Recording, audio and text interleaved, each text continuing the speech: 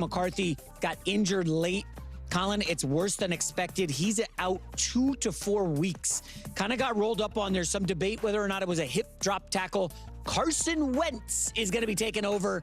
Kevin O'Connell addressed McCarthy's injury yesterday. For JJ, he's in a long process, a long journey right now, where there's going to be some ups and downs. There's not any aspect of this. This is a purely medical-based thing that we're dealing with right now. Okay, so let's see. He comes in, he gets injured, I think in the preseason, and then they have to have a second surgery on him, and then he sits out a year, and then he comes back, and he's out after 2 weeks. I mean, so again, this goes back to something we talked about yesterday. People get uncomfortable about it, but there are athletes that are injury prone, and there are athletes that don't do a great job of protecting themselves. And so in the end right now, I have a quarterback. I saw a stat yesterday on the internet. Yeah. That if he had grounded the ball 37 times instead of dropping back to pass, he would have had a higher passer rating. So he's had 7 of 8 of his quarters have been, he looks overwhelmed. Okay. The only small defense of him is 2 primetime games to start your NFL career. That's difficult. Okay. I'm not, again, he has not looked great, but those are tall orders, Colin. I thought this would have been a great spot for him to get right against the sad sack Bengals. That being said, Carson Wentz is going to step in as the starter. I know we're out on Carson Wentz. Colin, do you remember 2 years ago, Kirk Cousins had the Achilles? Yes. And they went through Nick Mullins, Josh Dobbs, the Pastronaut, Jaron Hall, and Kevin O'Connell kind of sort of thrived with them. The same way LaFleur bought in. Carson Wentz will be fine. He didn't thrive with them. That's one of the most misleading things. They had a couple great moments. I've already went through those stats before. I don't mean to trigger an entire Minnesota Vikings fan base, but everyone keeps trying to pretend like he thrived in that situation. He didn't. It was a bit of a mess. Okay, but I do believe in Carson Wentz here. The only problem is that Carson Wentz might have found his way to Kevin O'Connell a little too late. Because he is 32. He hasn't been able to kind of play consistently over the years. When you got to Sam Darnold, he was a lot younger, Kirk Cousins, like all this type of stuff. So it is, and Kirk Cousins had been playing before with the Commanders, and Kirk Cousins Carson Wentz just has not had that. But I do believe that if Carson Wentz is a semblance of who he was in years past, then I think he can absolutely thrive with Kevin O'Connell, and I'm excited because I actually am I'm a Carson Wentz truther, so I'm actually pretty excited to see what this looks like, honestly. But it's been years for Carson. It was a different thing with Kirk Cousins, a different thing with a Sam Darnold. We don't need to have revisionist history here. Like, I remember watching that game with Joshua Dobbs. It was exciting. I was all for it. I was cheering for it. It was great. And they beat the Falcons and they beat the Saints, and it was like, oh my God, this is great. And then it was a loss to the Denver Broncos, a loss to the Chicago Bears, only putting up 10 points. They beat the Las Vegas Raiders in a whopping score of 3-0. Then they lost to the Bengals. Then they lost to the Lions. Then they lost to the Green Bay Packers. Then they lost to the Detroit Lions. So there's no thriving here. Okay. No thriving. They won 3 games. Okay, the Falcons and the Saints and the Raiders, and then they lost 1, 2, 3, 4, 5, 6. So they went 3-6. That's not thriving. I love Kevin O'Connell. I think he's an unbelievable coach, and I love to see what he does. But you still need a quarterback there. You still need someone who can play. It can't just be anyone you want and just under that logic, put me in, coach. Put me in. Give me a chance. Okay, I can throw a nice ball here. I still got it. So saying that they thrived there, having a 3-point game, a 10-point game, a 10-point game, let's just chill. And then Dobbs fell off cliff. So yeah. This is a bummer for JJ McCarthy. It was weird that Kevin O'Connell really kind of emphasized, hey, this is an injury thing and nothing else. That was weird to me. But now Colin's trying to be like, yeah, he's been injured twice now. This is a problem. And it's just he tore his meniscus. That happens a lot. Okay, it's a pretty routine injury. I've had it 3 times.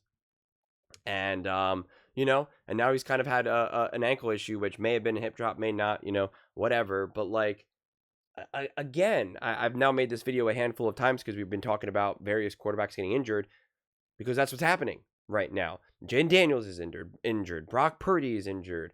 Joe Burrow is injured. Like everyone's getting injured right now, and so I just don't think it's fair to hang that over JJ McCarthy's head right now. It's unfortunate timing, no question about it. And it would have been great to be able to have a get right game against a backup quarterback, Jake Browning, against a bad defense, the Cincinnati Bengals. Like, it would have been a little bit, ideally a little bit more straightforward for the Minnesota Vikings here. But I mean, it's just not the hand that they were currently dealt right now, and it's something that JJ McCarthy has to overcome. And I know, he's going to be incredibly frustrated with all of this. But as Kevin O'Connell highlighted, like, it's a long journey here. This isn't a short one. There's no shortcuts here.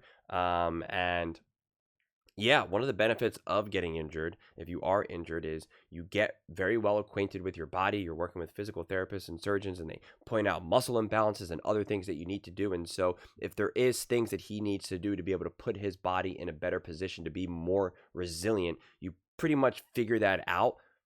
Unfortunately, when it's a little too late and you do get injured, and then you get to now make yourself a stronger, better person moving forward. So in a lot of ways, this could be a blessing in disguise, but still far from ideal. You obviously want to be healthy and injury free. And missing 2 to 4 weeks is like legit. It's a legitimate injury then. It's not like, just a little sore and we're just being conservative. Like, you're clearly banged up. You're clearly injured. If in the beginning of your career, you're now potentially missing 4 weeks of football.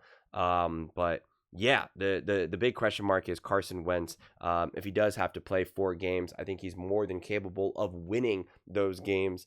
Because I think the talent for Carson Wentz is genuinely there.